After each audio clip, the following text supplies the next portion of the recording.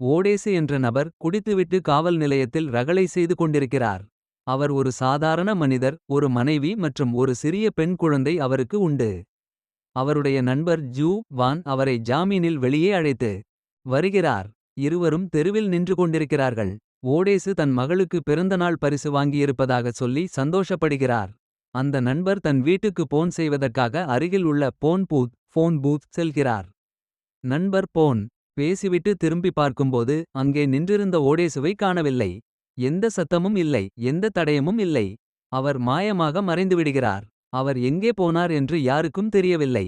ஆனால் உண்மையில் யாரோ முகம் தெரியாத நபர்கள் அவரை தூக்கிச் சென்று விட்டார்கள் என்பது அடுத்து வரும் காட்சியில் தெரிகிறது.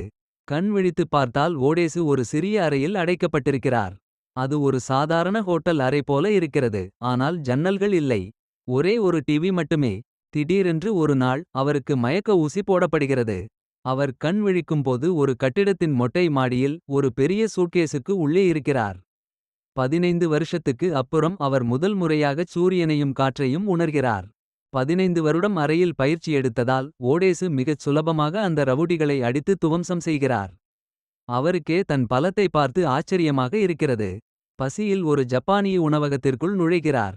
தனக்கு நேர்ந்த கொடுமையை சுருக்கமாகச் சொல்கிறார். மிடோ அவருக்கு உதவி செய்ய முன்வருகிறாள். ஓடேசுவுக்கு அடிக்கடி ஒரு போன் வருகிறது.